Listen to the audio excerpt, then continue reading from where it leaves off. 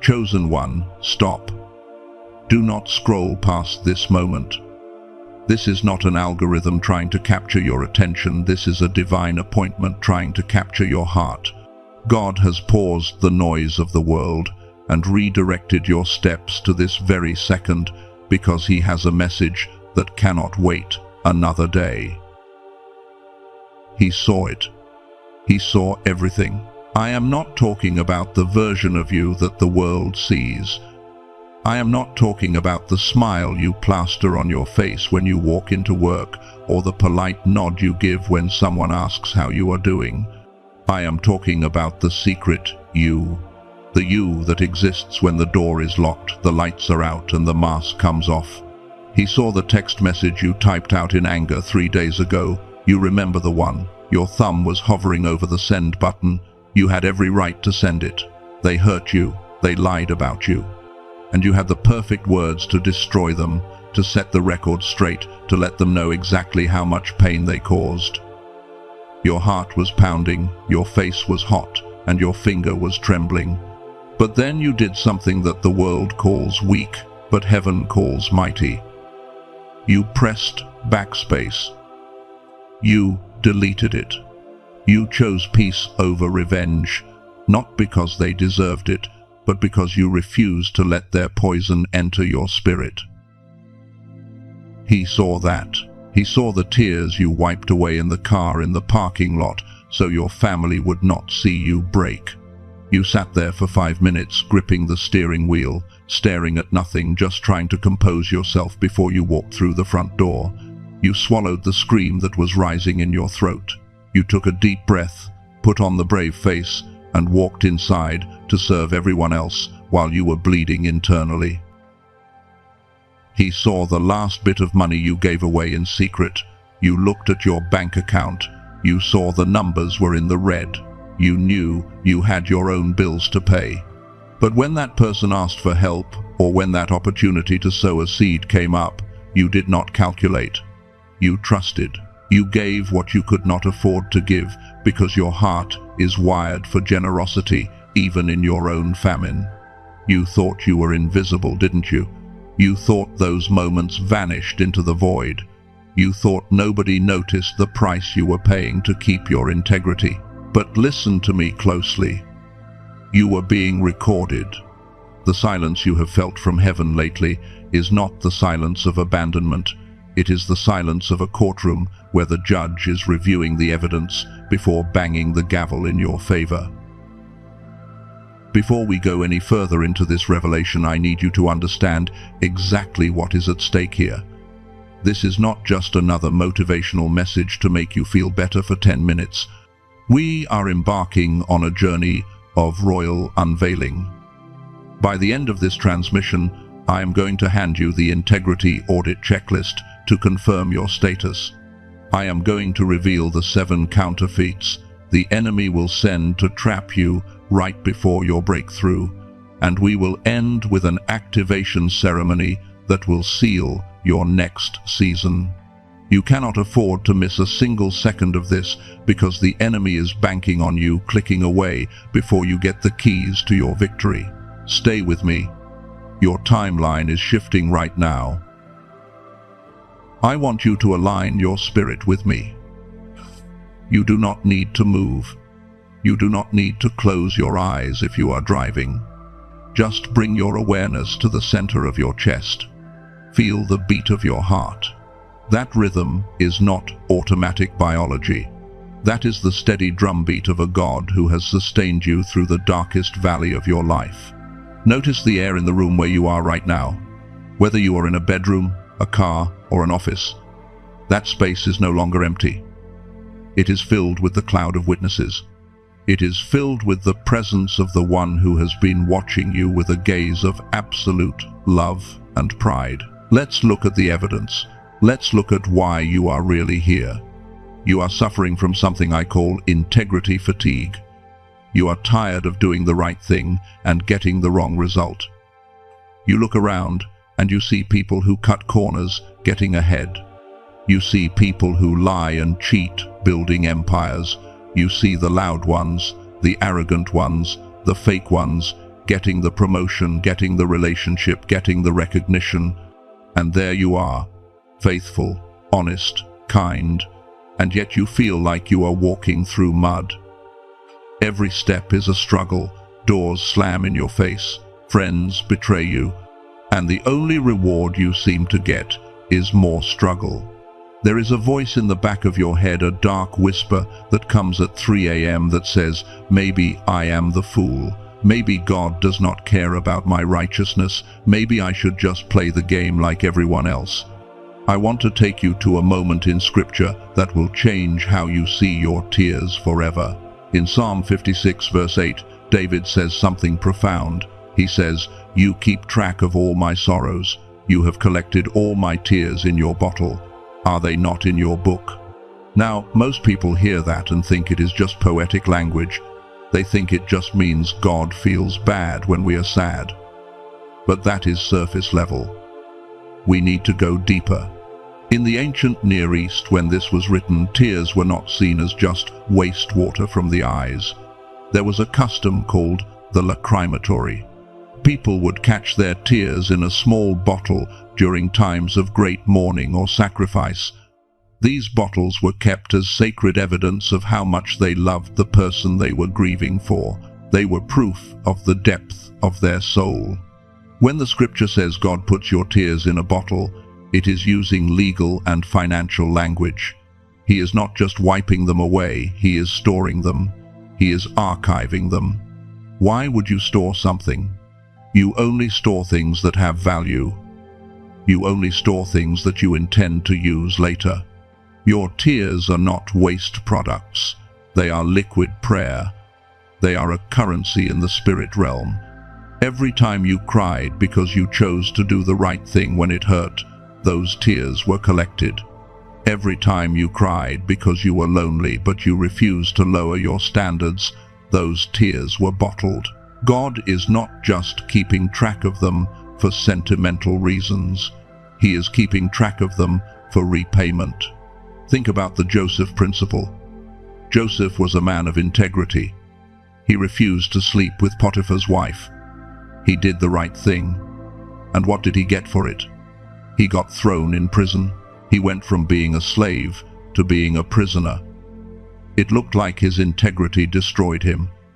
It looked like doing the right thing ruined his life. For years, Joseph sat in that dungeon. He interpreted dreams for others, and they forgot him. He was the most faithful man in Egypt, and he was the most invisible man in Egypt. Can you imagine the conversations Joseph had with God in the dark? God, I honored you. I ran away from sin. I served with excellence. Why am I here? Why are you silent? Why do the wicked prosper while I rot in this hole? That is exactly where you are right now. You are in the gap between your obedience and your outcome. You are in the gap between your seed and your harvest. And this gap is dangerous, because this is where the enemy attacks your identity. He tells you that the silence means you are disqualified. He tells you that if you were truly a chosen one, you would not be struggling this much. He tells you that God has forgotten your address. But I am here to act as a witness for the defense. I am here to tell you that the books of heaven are being opened right now. God saw the night you stayed up praying for someone who was gossiping about you. He saw the way you served your family, even when they treated you like a servant.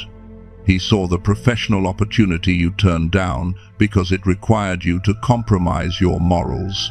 You thought you lost that opportunity. You thought you lost that money. You thought you lost that relationship. No, you did not lose anything. You invested it. You deposited it into a celestial account that has been accruing interest. The reason you haven't seen the payout yet is not because the check was lost in the mail. It is because the payout is still growing. God does not pay out early. He pays out at maturity. But this brings us to the question that is haunting you. The question that keeps your spirit restless. If God saw everything, if he has the bottle of tears, if he recorded the deleted texts and the secret sacrifices, if he knows I am innocent, then why is he still silent? Why hasn't he stepped in yet? Why did he let the enemy mock me for this long? Why did he let me get to the very edge of breaking down? You think the silence is a punishment. You think he is teaching you patience.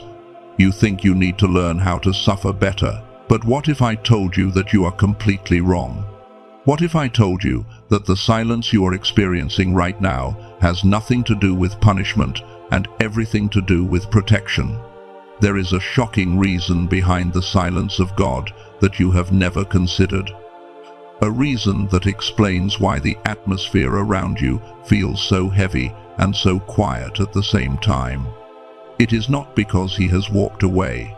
It is because he is doing something so massive, so delicate, and so specific that it requires absolute secrecy.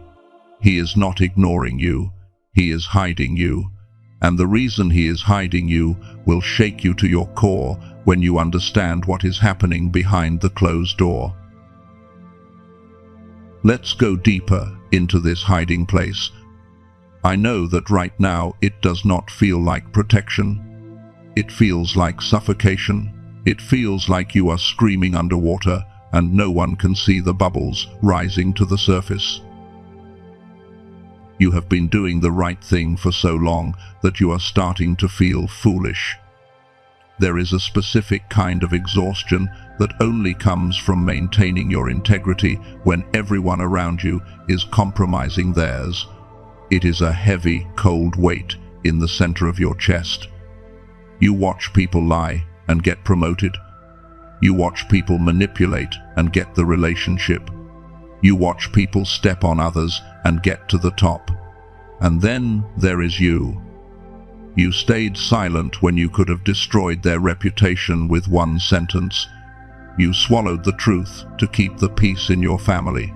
You paid the full price when you could have taken a shortcut. And what did you get for it? Silence. It seems like the heavens are brass. It seems like God is blessing the fake and ignoring the faithful. You have laid in your bed, staring at the ceiling, asking God, am I just a fool for following you? Is my kindness a weakness? Why am I the one suffering while the people who caused my pain are out there living their best lives? I want you to vividly imagine a bottle. This is not just a metaphor. In the time of the Bible in the ancient Near East, there was a profound custom. When a person died or went through a time of agonizing trial, their loved ones would take a small vessel made of glass or animal skin. They would hold it up to their face and catch their tears as they fell. This was called a lacrimatory, a tear bottle.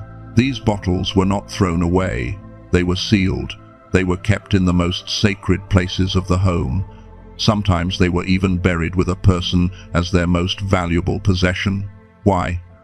Because in that culture, tears were not seen as wastewater. Tears were seen as the physical evidence of love, the liquid proof of suffering, and the tangible substance of a soul that had endured. Now listen to the voice of David in Psalm 56 verse 8. He cries out, "You keep track of all my sorrows. You have collected all my tears in your bottle. Are they not in your book?" When David wrote this, he was a fugitive. He was anointed to be king, but he was living like a criminal in a cave. He had done nothing wrong, yet he was being hunted by Saul. He was innocent, but he was treated like he was guilty. In that damp, dark cave, David realized something that you need to realize right now. God is not just watching you cry. He is collecting the evidence. The Hebrew understanding here implies that God is like an accountant. He is keeping a ledger. Every single time you cried because you were lonely but chose not to text that toxic ex back, God caught that tear. That tear is a deposit. Every time you cried because you were financially struggling but refused to steal or cheat, God caught that tear. That tear is currency. You think your pain has evaporated into nothingness, but God says no. I have stored it. I have bottled it. And in my kingdom, stored value always accrues interest. You are not just hurting, you are investing. You are building equity in the spirit realm that must be paid out. Let me tell you about someone who understands exactly where you are sitting right now. I want to share a story about a chosen one. Let's call her Sarah. I want you to listen to this not as a story about someone else, but as a mirror for your own soul. Sarah worked in a high-pressure corporate environment. For 7 years, she was the most hard-working person in the building. She arrived first, she left last. She cleaned up other people's messes. But there was someone else on her team. A person who was charismatic, loud, and manipulative. This person knew how to play the political game. They stole Sarah's ideas. They took credit for her work. They smiled to her face and stabbed her in the back during meetings. One day, Sarah found something. It was an email chain. Digital proof that this person was not only lying about her, but was actually defrauding the company. Sarah sat at her desk with her finger hovering over the forward button. She could have sent it to the CEO. She could have exposed everything. She could have destroyed her enemy in seconds. It would have been justice. It would have been fair, but in her spirit, she heard a quiet voice say, "Stand still, let me handle this." So she did the hardest thing a human being can do. She deleted the email.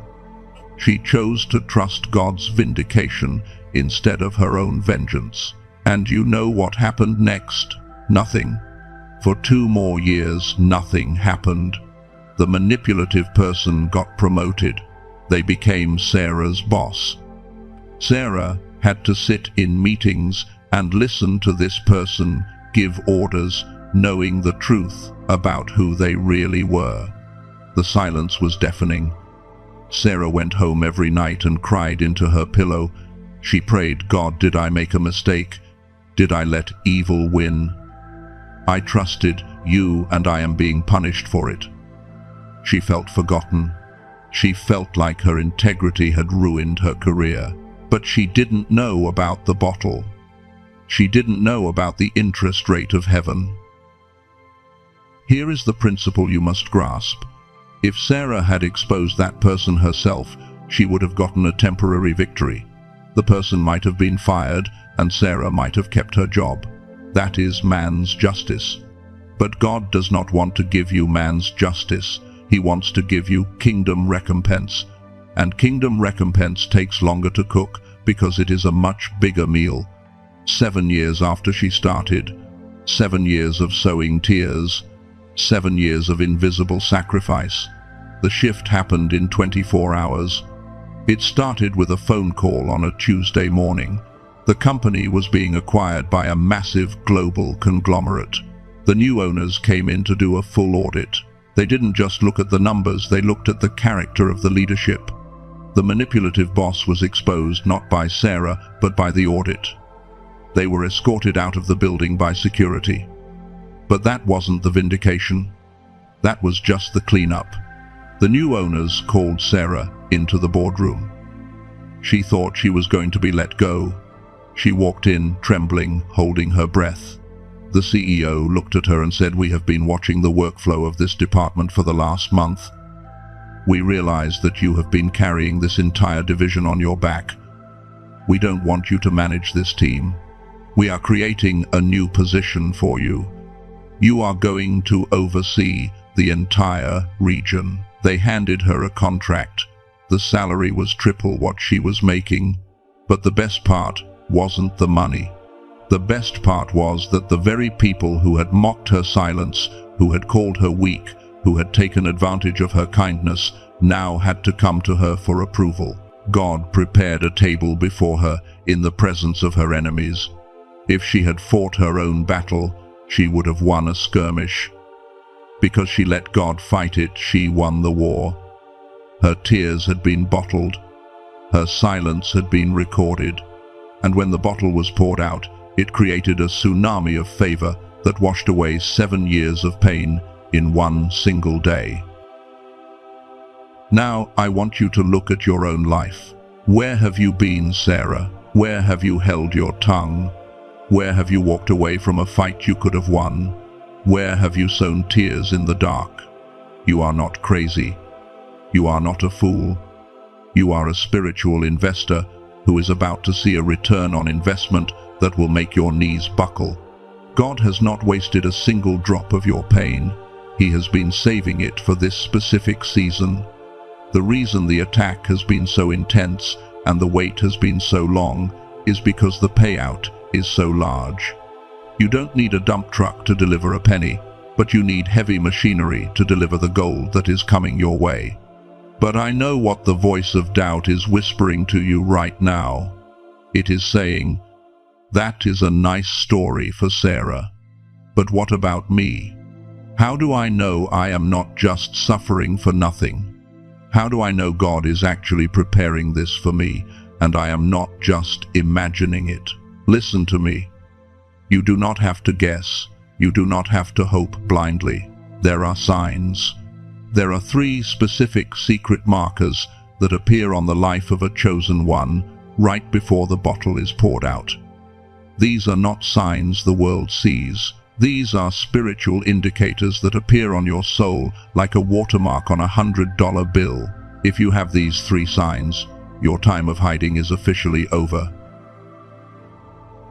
I call this the integrity audit checklist. These are the 3 specific markers that confirm you have passed the test, even if your life currently looks like a disaster zone. I want you to mentally check these off as we go through them. Do not look at your bank account for this. Do not look at your relationship status. Look at your spirit. The first sign is the sudden isolation. I am not talking about you hiding from the world because you are depressed. I am talking about the world suddenly withdrawing from you. You used to fit in. You used to be able to laugh at their jokes. You used to be able to tolerate the gossip at the lunch table. But recently, something shifted. You walked into a room and you felt like oil trying to mix with water. The people who used to call you stopped calling. The invitations stopped coming. It felt like rejection. It felt like you did something wrong. You racked your brain, asking God, "Why am I so lonely? Why does nobody understand me?" But this is not rejection. This is sanctification. To be sanctified means to be set apart. When God is about to pour a heavy weight of glory into a vessel, He clears the shelf. He removes anyone who would be jealous of the blessing, anyone who would try to manipulate the blessing, and anyone who would anchor you to your past. You passed the test of integrity because when the crowd moved left you stood still, and because you stood still the crowd left you behind. That loneliness you feel is not an empty room. It is a VIP holding area. The second sign is the drying up of old resources. This is the most painful one. For years you had a way of doing things that worked. You had a job that paid the bills, or a way of handling problems that always got results. You had a specific brook that you drank from, just like the prophet Elijah, but suddenly the brook dried up. You tried to do what you always do, but it didn't work. You applied for the same jobs, but got no callback. You tried to fix the relationship with the same apology, but it fell flat. You worked harder, but made less money. You thought this was the enemy attacking your supply, but it wasn't the enemy. It was God closing a door that you were too comfortable walking through. If that job had kept working, you would have stayed there forever. If that relationship had stayed comfortable, you never would have sought your higher calling. You passed the test because when the brook dried up, you didn't curse God. You didn't steal water from someone else. You stayed faithful in the famine. You kept tithing even when you were terrified. You kept serving even when you were starving. The drying up was not a punishment. It was the only way to get you to move your tent to the place where the rain is about to fall. The third sign is the agony of alignment. This is a physical sensation. Lately, you have developed a physical intolerance for anything fake. You watch TV and you have to turn it off because the spirit behind it feels wrong. You talk to someone who is lying and you physically feel sick to your stomach. You walk into environments that used to be fun and now they just feel heavy and draining. This is what I call the deep inner groaning. It is a dissatisfaction with good enough. Everyone around you is happy with normal. They are happy with the 9 to 5. They are happy with the drama. But you are miserable in the mediocrity. You feel like a stranger in your own life. This agony is proof of your promotion. You are feeling the discomfort of a baby that has outgrown the womb. The womb was comfortable for 9 months, but in the 10th month, the womb becomes a tomb. You are in pain, not because you are dying, but because you are too big for the season you are currently in. Your spirit has expanded, but your reality hasn't caught up yet. If you have these 3 signs, the isolation, the drying up, and the agony of alignment, then I have news for you. You have passed the audit, and this is where Scripture backs you up with absolute legal authority. I want to take you to the book of Malachi, chapter 3, verse 16. This is one of the most powerful verses for the chosen one, but to understand it, we have to look at what happened in verses 13 and 14. In the verses before, the people were complaining. They said, "It is vain to serve God. What is the profit of our keeping his charge?" They were looking around and saying, "The arrogant are blessed." Evildoers not only prosper, but they put God to the test, and they escape. Does that sound familiar? That is exactly what you have been thinking. That is the raw, honest cry of your heart. Lord, it feels useless to be this good.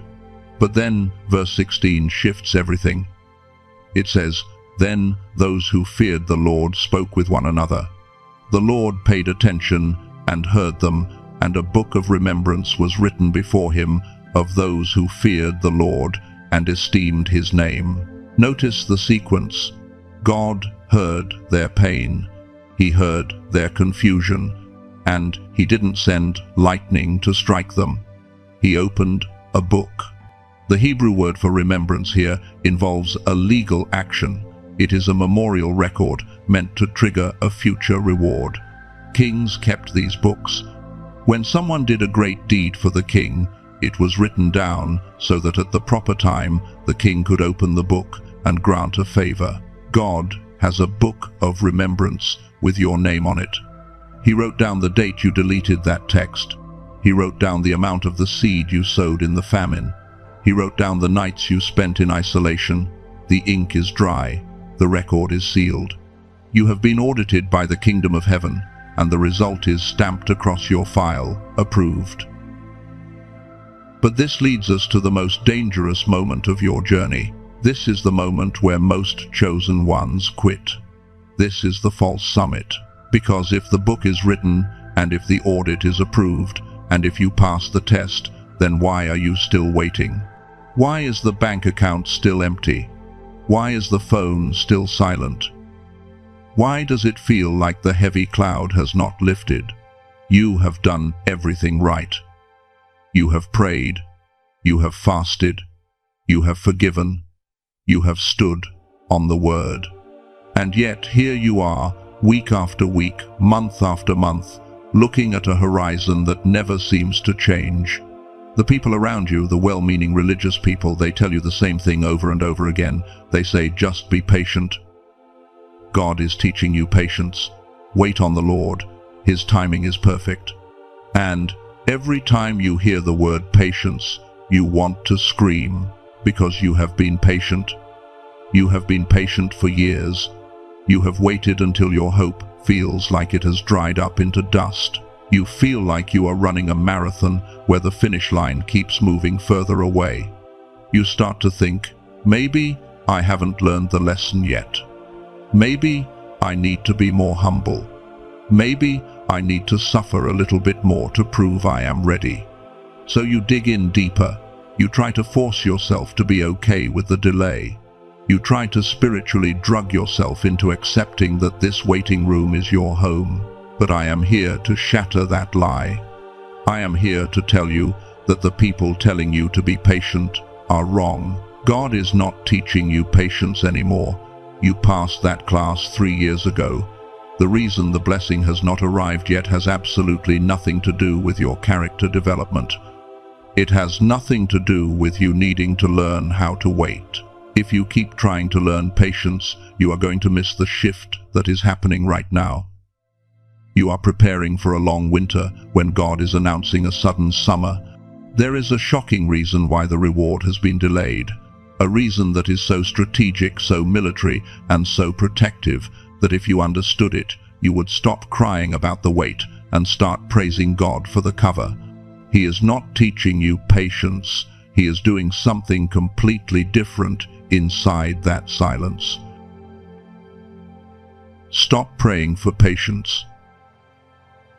I need you to hear me clearly, because this is the turning point of your entire life.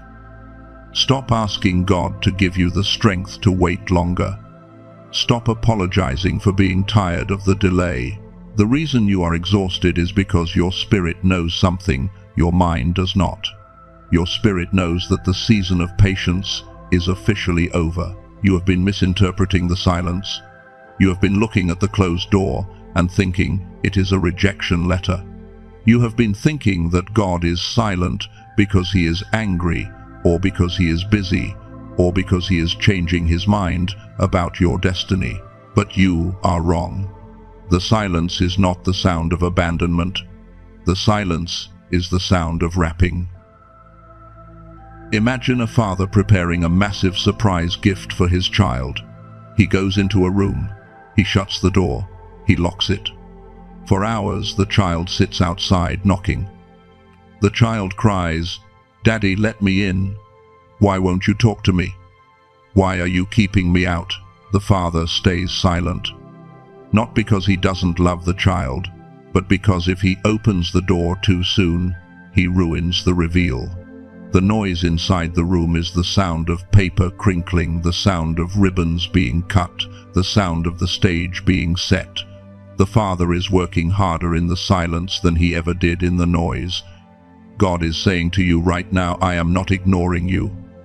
I am wrapping your future. And the reason I have kept you outside the room, the reason I have kept you in the dark, is because the gift I am wrapping is too big to be seen before it is ready. This is what I call the royal unveiling. Think about how a masterpiece is revealed. When a sculptor creates a statue that will define history, they cover it with a massive tarp. For months, people walk by, and all they see is a dirty, heavy cloth. They don't see the gold underneath. They don't see the glory. They just see the cover. You have been looking at your life for the last few years, and you have despised the cover. You have looked at the lack of recognition, the lack of money, the lack of movement, and you called it failure. You called it a delay. But God is saying, that is not a delay. That is the tarp. That is the cover I put over you to protect the masterpiece until the day of the unveiling. You are not behind schedule. You are under cover. And there is a divine protocol for the unveiling. The greater the masterpiece, the longer it stays covered. If you were a cheap trinket, God would have exposed you years ago. But because you are a generational weapon, because you are a kingdom asset, God has kept you hidden under the shadow of his hand. I want you to use your imagination right now. Do not close your eyes if you are driving, but in your mind, I want you to visualize a massive set of double doors. Stand in front of them in your spirit. For years, you have been pounding on these doors. You have been begging God to open them. Now, listen to the voice of the Father speaking from the other side. He is saying, "My child, you cannot come in yet, not because you are unworthy, but because the party is not ready for you. The table is still being set. The enemies are still being bound. The blessings are still being stacked. If I open this door 1 second too soon, you will walk into a construction zone instead of a coronation. Trust the door, trust the lock, trust the silence." But why? Why does it have to be so secretive? Why couldn't God just tell you what he was doing? Why did he let you cry yourself to sleep, wondering if he had left you? There is a strategic military reason for the secrecy, and this answers the question that has been plaguing you. The reason God hid you is because there is an enemy who was hunting you. If the enemy knew what you were really carrying, he would have destroyed it while it was still a seed. If the enemy knew the magnitude of the blessing that was coming to your bloodline, he would have sent every demon in hell to abort it before it could be born. So God put you in a spiritual Faraday cage. He blocked the signal. He made you look like a failure. He made you look lonely. He made you look broke. He allowed the world to overlook you so that the enemy would overlook you too. The silence was your camouflage. The obscurity was your shield. God hid you in the cleft of the rock, not to bury you but to bypass the assassination attempts of the enemy. Herod cannot kill what he cannot find. The enemy stopped attacking you with his full force because he looked at your life and thought, "Oh, they are finished. They are stuck. They are going nowhere." He took his eyes off you, and that is exactly what God wanted. While the enemy was distracted thinking you were defeated, God was in the secret room wrapping the biggest package of favor your bloodline has ever seen. Now do you see? You didn't lose time. You gained protection. You didn't lose momentum. You gained capacity. The silence is over. The wrapping is complete. The enemy has been fooled. And the Father is walking toward the double doors right now. He is reaching for the handle. And when he throws those doors open, what you are going to see is not just the restoration of what you lost. It is not just a refund for your pain. God does not just give refunds. He gives returns on investment. Inside that room is something that operates on a divine economic principle that most believers never access. It is the reason why your blessing is going to be terrifyingly large. It is the reason why your cup will not just be full, it will shatter from the pressure of the overflow. You are about to encounter the law of divine compound interest. Let's talk about the economics of heaven, because they operate completely differently from the economics of earth. In the natural world, if someone owes you money and they don't pay you on time, you lose value because of inflation. But in the kingdom of God, delay does not create inflation. Delay creates accumulation. This is the law of spiritual compound interest. Every single day that you waited without cursing, God added value to your account. Every month that you endured the silence without going back to your old life increased the interest rate. If God had answered your prayer the first week you prayed it, you would have received the base amount. You would have received the standard blessing. But because he made you wait, because he hid you in that secret room while the enemy was searching for you, he is now obligated by his own divine law to pay you the base amount plus the interest of the delay. You are not just getting a refund, you are getting a settlement. Think about a lawsuit. If someone injures you and they pay you immediately, it is usually a small amount. But if they drag it out, if they make you suffer in court for years, when the judge finally rules, the payout is massive. It includes punitive damages, it includes pain and suffering, it includes lost wages. God is looking at your life right now. He sees the years the enemy stole. He sees the opportunities that were blocked. And he is signing a check that includes the punitive damages for every single attack you survived. I want to take you to Proverbs chapter 13, verse 22. It says, "The wealth of the sinner is stored up for the righteous." Listen to that phrase, stored up. That means the resources you need, the money, the connections, the platforms, they haven't disappeared. They are just behind a dam. When water is stored up, it builds pressure. The longer the dam holds the water back, the higher the water level rises, and the more kinetic energy is stored behind the wall. You have been looking at the dry riverbed of your life thinking the water is gone. No, the water is just building up behind the dam of God's timing. And when that dam breaks, it does not come as a trickle. It does not come as a gentle stream. It comes as a tsunami. It comes with a force that changes the landscape of your life instantly. This is why the Bible uses the word shalom. In Joel 2:25, God says, "I will restore to you the years that the locust has eaten." The English word restore sounds nice, but it is weak. It sounds like if you lost $10, God gives you $10 back. That is replacement, not restoration. The Hebrew word used there is shalom, and shalom means to make whole or to pay back what was stolen plus a penalty. In biblical law, if a thief was caught, he didn't just have to give back what he stole. He had to pay back double or sometimes sevenfold. So when God says, "I will shalom your years," he is saying, "I am going to force the enemy to pay you 7 years of blessing for every 1 year of sorrow." If you waited 7 years, you are owed 49 years of favor. If you struggled for 10 years, you are entering a century of abundance compressed into a decade. This is why you feel so much pressure right now.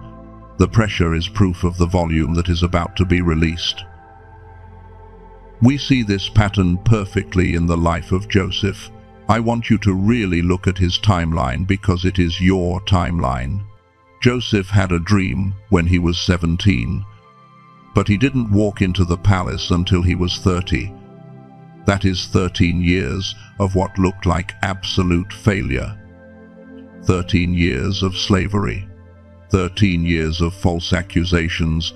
13 years of rotting in a prison cell for a crime he didn't commit. Now imagine if God had released Joseph after 1 year. If Joseph had been released after 1 year of prison, he would have been a free man, but he would have just been a free slave. He would have gone back to scrubbing floors. He would have been free, but he would have been broke. But because God kept him hidden in that prison for 13 years, because God let the interest compound when the doors finally opened, Joseph didn't walk out as a slave. He walked out as the Prime Minister of Egypt. The delay purchased his authority. The suffering purchased his territory. If David had been crowned king the day Samuel anointed him, he would have been a boy with a fancy title, but no power. The years in the caves running for his life, the years of eating bread in the wilderness, that was the price he paid for the authority to unite the kingdom. You have been crying out, "God, why is it taking so long?" And God is answering you, "Because I am not making you a servant, I am making you a ruler. If I gave it to you sooner, you would have had the position without the power. You would have had the money without the wisdom. The length of your wait is the receipt for the magnitude of your crown. You are at the maturity date right now. The bond has matured. The account is full. The angel of the Lord is standing at the teller window of heaven, and he is pushing a stack of blessings across the counter that is so high you cannot see over it. I want you to do something in your spirit right now. Do not move your physical hands, but in your mind, I want you to stretch your arms out as wide as they can go. Imagine you are standing at the base of a massive dam. You can hear the concrete cracking. You can hear the roar of the water behind it. That is the sound of your recompense. That is the sound of your shalom. It is coming. It is not coming next year. It is breaking through right now. The favor of God is about to wash over you in a way that will make you forget the years of drought. You are going to look back at this season of silence, and you are going to thank God that He made you wait, because the interest He is paying you is worth more than the original request. But listen to me, because this is a warning. There is a danger in the tsunami. When a massive amount of water hits a container that is too small or too weak, the container doesn't get filled. It gets destroyed. If you try to catch a waterfall in a paper cup, the cup will not just overflow, it will be crushed by the weight of the water. God has prepared the blessing. The interest is calculated. The dam is breaking. But if you do not have the right receiving protocol in place, if your spirit is still operating in a poverty mindset or a victim mindset, this blessing will not bless you. It will break you. You need to prepare the container. You need to upgrade your capacity immediately, because what is coming is too heavy for the version of you that existed yesterday. You cannot put new wine into old wineskins. If you do, the skins will burst and the wine will be wasted. This is not just a parable, it is a warning about structural integrity. God is bringing you a tsunami of favor, but if your life is currently structured to handle only a trickle, that tsunami will destroy you instead of blessing you. We need to upgrade your operating system immediately. We need to expand your capacity to receive. I am handing you the receiving protocol right now. This is the practical framework you must apply in the next 24 hours to signal to heaven that you are ready for the transfer. This protocol consists of 3 specific missions. Your first mission is the physical vacuum. There is a spiritual law called the law of the vacuum. It states that nature abhors a vacuum. When you create empty space, you create a suction force that pulls new things in to fill it. Right now, your life is too full of the old to receive the new. You are asking God for a new season, but your physical environment is cluttered with the debris of your past season. I want you to look around the room you're in, or think about your car or your closet. Does it look like the environment of a person who is about to be promoted by the king? Or does it look like the environment of someone who is overwhelmed and stuck? I am not telling you to tidy up for the sake of cleanliness. I am telling you to clean as a prophetic act of war.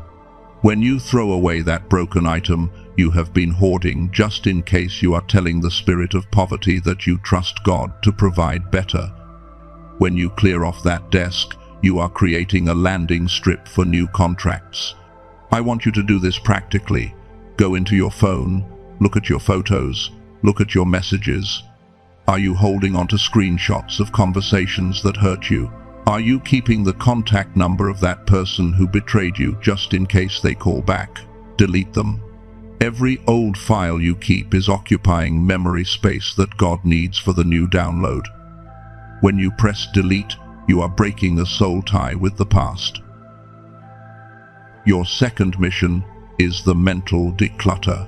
This is harder than cleaning your house. You need to clear out the poverty mindset that has colonized your imagination. You have been in the waiting room for so long that you have started to identify as a waiter instead of an owner. You catch yourself saying things like, "I can't afford that," or "Nothing ever works out for me," or "It is too good to be true." That language is a containment wall. It restricts the flow of God. I want you to perform a mental action right now. Do not move your body, but shift your awareness to your throat center. This is where you speak your reality into existence. Imagine there is a filter in your throat. For the next 7 days, this filter has one job. It is to catch every word of lack, every word of doubt, and every word of cynicism before it leaves your mouth. If you think it, do not say it. If you cannot say something that aligns with the tsunami of favor, stay silent. Silence is better than sabotage. By keeping your mouth shut when you want to complain, you are literally widening the pipes of your spirit. You are creating the capacity for a heavier flow of blessing. Your third mission is the table setting. Faith is not just believing God will do it. Faith is setting the table before the food arrives. If you invited a king to dinner, you wouldn't wait until he knocked on the door to start cooking. You would set the table hours in advance. You would put out the best plates. You would light the candles. The preparation is the proof of your expectation. So, how do you set the table for a miracle? You do it by preparing the specific container for what you are asking for. If you are praying for a business idea, buy the domain name today. If you are praying for financial abundance, open a savings account that you name the Overflow Fund, even if you only put $1 in it. If you are praying for a spouse, clear out a drawer in your dresser. These micro actions are shouting to the spirit realm. They are saying, I know he is coming. I am so sure he is coming that I am making space for him now. I want you to take a moment right now to feel the shift in your spirit. Imagine that you have done these things. You have cleared the clutter.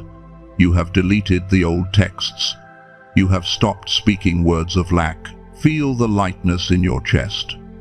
That heavy pressure you felt earlier, that sense of being suffocated by your problems, is lifting. It is being replaced by a clean, empty, spacious feeling. That empty space is not nothing. That empty space is potential. That is the vacuum that is going to pull the blessing in. You have expanded your capacity. You have upgraded your wineskin. You are no longer a paper cup. You are becoming a vault.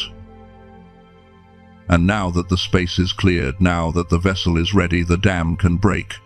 The Father sees that you are prepared. He sees that you are not just asking for rain, but you have dug the ditches to hold the water. But you need to be very careful, because you are not the only one who sees that you are ready. The enemy sees it too. He sees the glow of anticipation on your face. He sees the house swept clean. He sees the empty space you just created. And because he knows he cannot stop the blessing from coming, he is going to try to do something even more envious. He is going to try to fill that empty space with a counterfeit before the real thing arrives. He knows you are hungry. He knows you have been waiting a long time. So right before the royal unveiling, right before the true gold is revealed, he is going to throw some glitter in your face to distract you. There are 7 specific counterfeits, 7 specific traps that the enemy sets for the chosen one in the final hour before the breakthrough. He wants you to accept the fake, so you are too full to receive the real.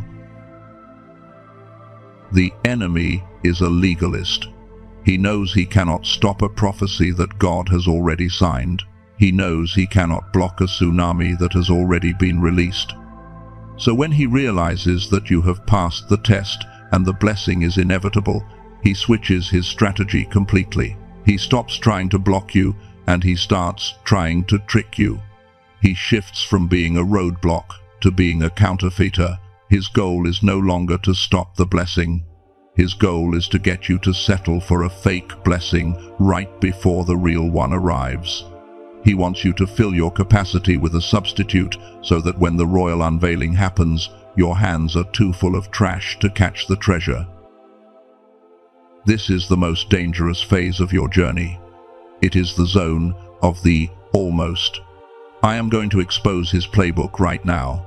I am going to give you the 7 counterfeits that appear in the life of a chosen one, usually within 72 hours to 7 days before a major breakthrough. I want you to engage your spiritual discernment. As I list these, do not just listen. Scan your life. Scan your texts. Scan your recent job offers.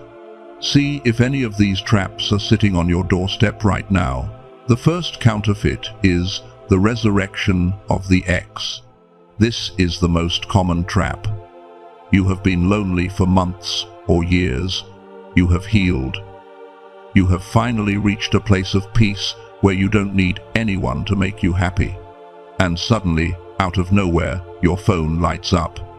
It is that person, the one who broke you, the one who walked away, the one who didn't see your worth. They are coming back with an apology. They are coming back saying, "I made a mistake. I miss you. You look great." This is not a sign from God that your relationship is being restored. This is a distraction sent to tether you to your past.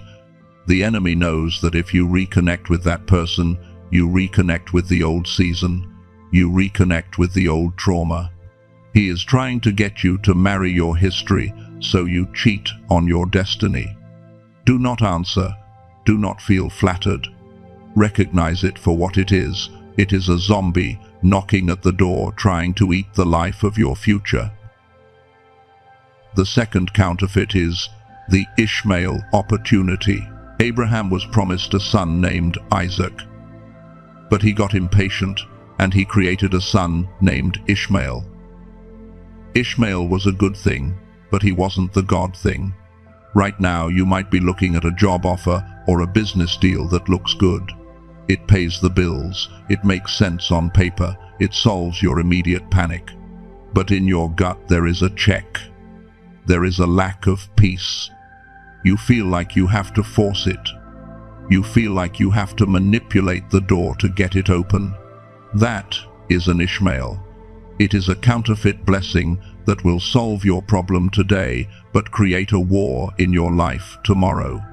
The enemy sends the Ishmael opportunity because he knows Isaac is coming next week. He wants you to sign a contract with the good so you are legally bound when the great arrives. Wait for the Isaac. The third counterfeit is the offense bait. This is a sniper attack on your character. Right before you are promoted, the enemy will send someone to disrespect you. They will say something at work or on social media that is designed specifically to trigger your anger. They will attack your integrity. They will mock your faith. The goal here is not to hurt your feelings. The goal is to get you to step out of character. The enemy wants you to clap back. He wants you to lose your temper. He wants you to get down in the mud and fight them. Why? Because you cannot be crowned king while you are acting like a street fighter. If you engage with the offense, you forfeit the promotion. When that person disrespects you, recognize it as a compliment. It means the enemy is terrified of your next level. Smile and keep walking. Your silence is your shield. The fourth counterfeit is the golden handcuffs. This is a temptation of comfort. You will be offered a situation that is comfortable but dead. It is the spirit of Egypt calling the Israelites back. It says, "Come back to the leeks and onions." At least you had food there. It wasn't freedom, but it was safe. You might feel a sudden urge to go back to your old career or back to your old city just because it feels safe. Do not trade your wilderness, which is leading to Canaan, for a comfortable cell in Egypt. The comfort is a trap to keep you small. The fifth counterfeit is the premature celebration. You get a small win. A little bit of money comes in, or a small door opens, and you get so excited that you stop pressing. You think, this is it. This must be the big breakthrough. And you stop praying. You stop fasting. You stop preparing. That small win was not the harvest. It was just the first fruits. It was an appetizer. The enemy wants you to get full on the appetizer so you have no room for the main course. Receive the small win with gratitude, but stay hungry. Do not set up camp at the edge of the border. Keep moving to the center of the land. The sixth counterfeit is the false prophet. Someone will come into your life who speaks Christianese. They know the language. They say God told them this and God told them that. They flatter you. They prophesy greatness over you. But their fruit is rotten. They want to attach themselves to you because they see your light. They are energy vampires. disguised as prayer partners. If someone tries to rush into your inner circle right now without being tested, put up a boundary. God sends friends slowly. The enemy sends friends in a rush. The seventh and most dangerous counterfeit is the internal saboteur. This is the one that lives inside your own head. It is the voice of imposter syndrome. As you get closer to the royal unveiling, a voice will start screaming at you. Who do you think you are? You are a fraud. You are not ready for this. You are going to mess this up. Everyone is going to find out. You are broken. This is shadow work time. We need to confront this right now. Why do you feel like an imposter? Why are you tempted to take the counterfeit relationships and the counterfeit jobs? Because deep down you are scared of your own light. You are scared that if you step into the real blessing, the pressure will crush you.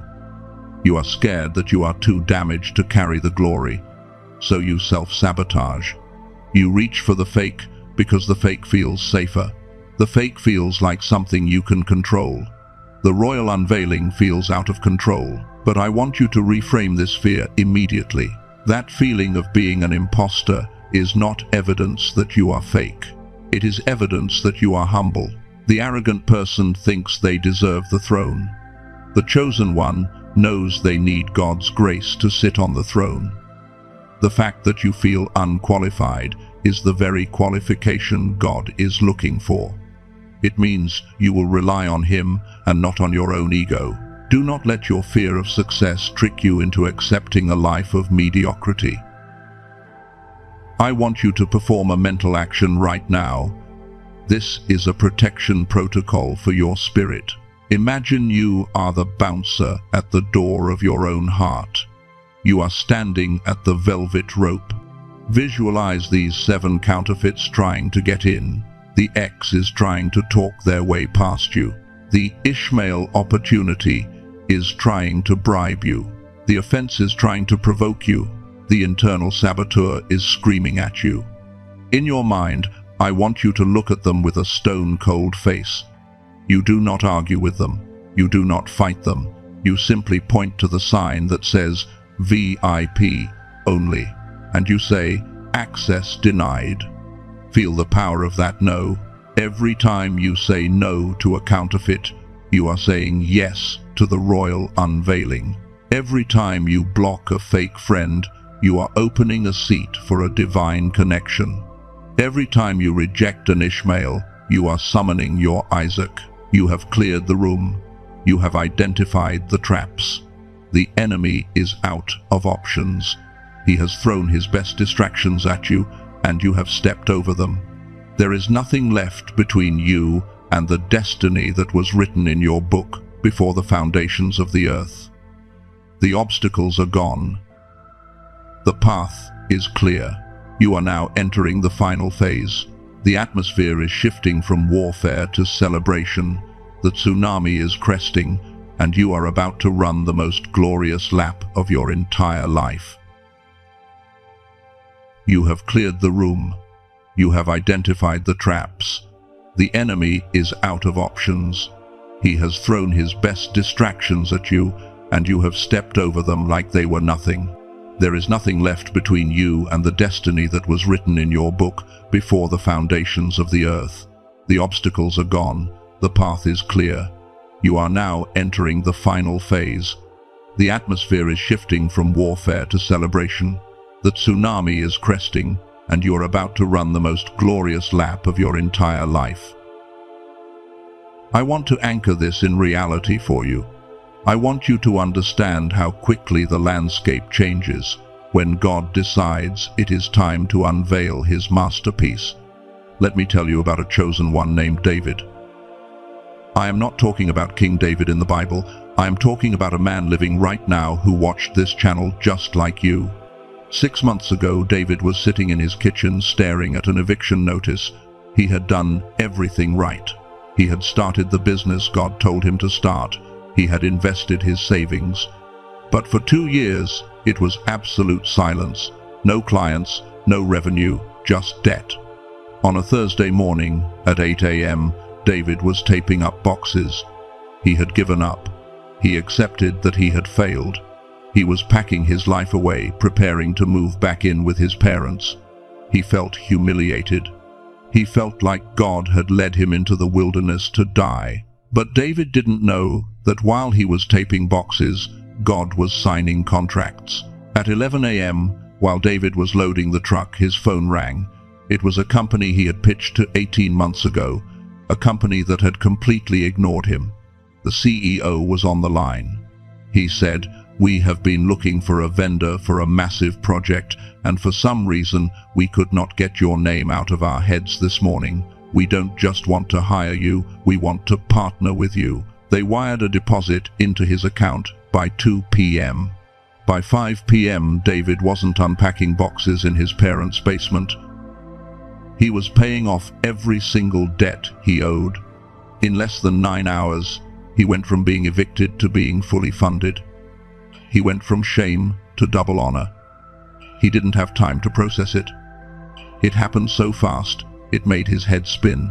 This is the sudden shift. This is what happens when the wrapping paper comes off. 1 minute you are hidden, the next minute you are the headline. 1 minute you are barren, the next minute you are birthing nations. David is not an exception. David is a prototype. He is a picture of what is hovering over your life right at this second. Now I want you to engage your prophetic imagination. Do not close your eyes if you are driving, but I want you to activate the eyes of your spirit. We are going to time travel.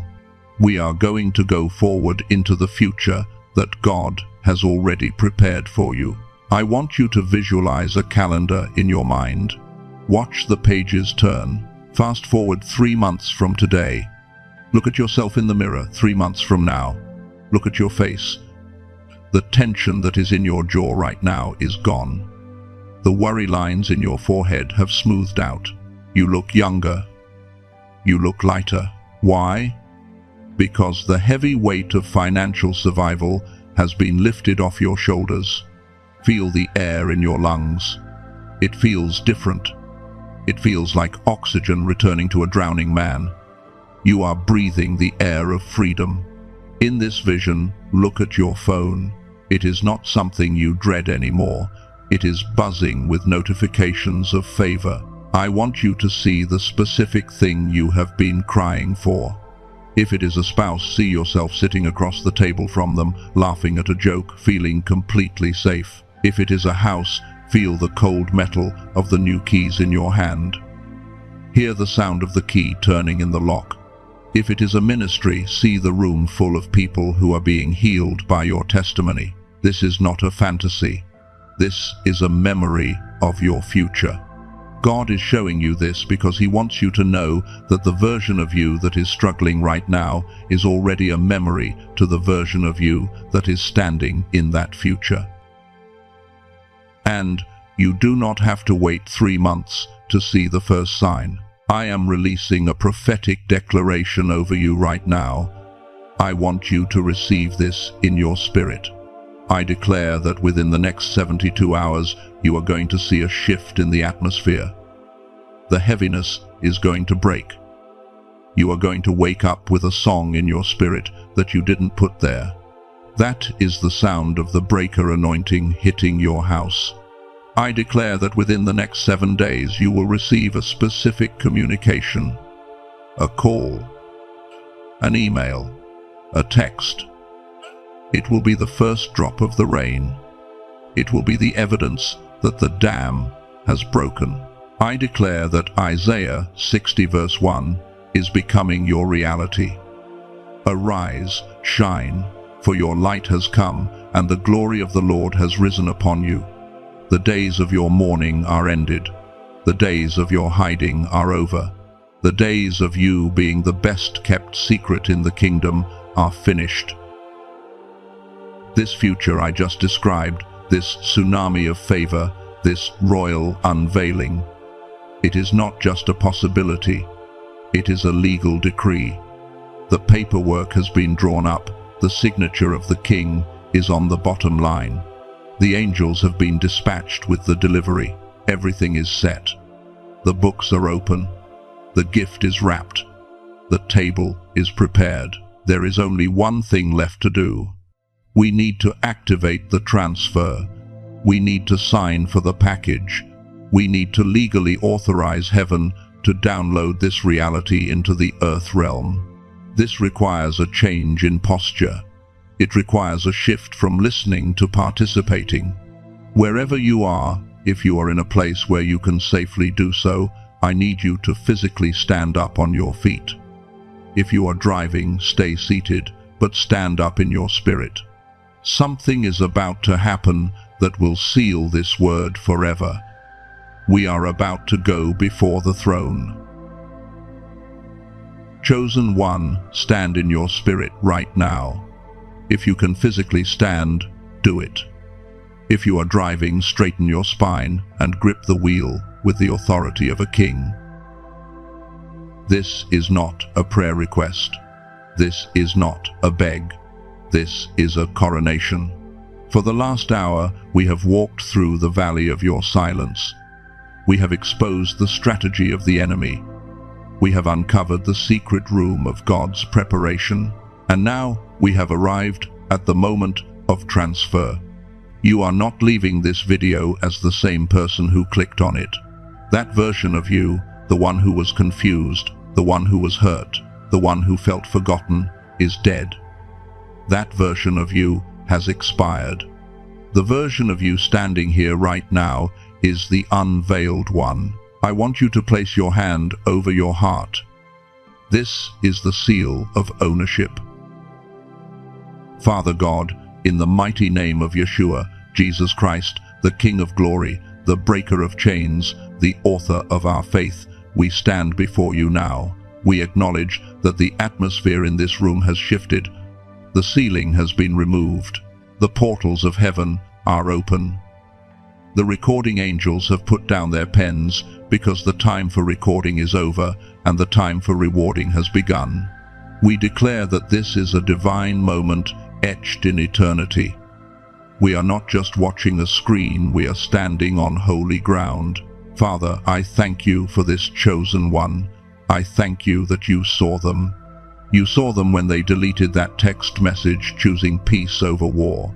You saw them when they cried in the car parking lot, feeling the weight of the world, but refusing to break. You saw them when they sowed into others, while their own pockets were empty. You saw every act of integrity that no human eye witnessed. You bottled every tear. You recorded every silent sacrifice. And today, we thank you that their file in the courts of heaven is stamped approved. And now, by the authority given to me in the Spirit, I seal these truths into their DNA. I seal the results of the integrity audit. They have passed the test of isolation. They have passed the test of the drying brook. They have passed the test of alignment. I declare that they are marked as faithful and trustworthy to carry the heavy weight of your glory. I seal the receiving protocol. I declare that their capacity has been supernaturally expanded. The poverty mindset is broken. The victim mindset is shattered. Their vessel is clean. Their house is ready. Their spirit is wide open to receive the tsunami that is crashing toward them. I bind the 7 counterfeits in the name of Jesus. I declare that the spirit of the X has no power here. The Ishmael opportunity is exposed and rejected. The offense bait is ineffective. The internal saboteur is silenced. I build a hedge of fire around their mind for the next 7 days. No weapon formed against their focus shall prosper. No distraction sent by the enemy shall penetrate this shield. They will not settle for the fake. They will wait for the royal unveiling. And now I decree and declare the release. I command the dam to break. I speak to the stored up wealth of the sinner, and I command it to transfer to the hands of the righteous right now. I speak to the opportunities that have been held back by the spirit of delay, and I command them to be released right now. I speak to the years that the locust has eaten, and I command the shalom, the double portion restoration, to manifest right now. I declare that within 72 hours, the atmosphere will shift, the heaviness will lift. The joy of the Lord will hit them like a shockwave. I declare that within 7 days the evidence will arrive. The phone call, the email, the contract, the connection, the interest has compounded. The payout is ready. The silence is broken. I declare that they are moving from the back of the line to the front of the line, from the pit to the palace, from the prison to the prime ministership, from the invisible to the undeniable. This is not just a hope. This is a legal verdict from the Supreme Court of Heaven. It is written, it is signed, it is sealed. Now, chosen one, I have a question for you from the King, and I need you to answer it with your own voice. Are you ready to carry this? Are you ready to walk in a level of favor that will make your enemies tremble? Are you ready to be the evidence of God's power to your generation? If your answer is yes, I want you to say it out loud, right now. Say, I am ready. Say it again. I am ready. Good. Heaven heard that. Hell heard that. Your destiny heard that. It is done. You are commissioned. You are activated. You are deployed. Go now. Walk in your unveiling. Own your atmosphere. Steward your tsunami. When the enemy tries to remind you of your past silence, you remind him of your present shout. In the mighty, matchless, all-powerful name of Jesus. Do not say Amen yet. I want you to sit in this glory for 60 seconds. Do not click away. Do not move. Just let the weight of the royal unveiling settle onto your shoulders. Feel the mantle. Feel the shift. The King is in the room.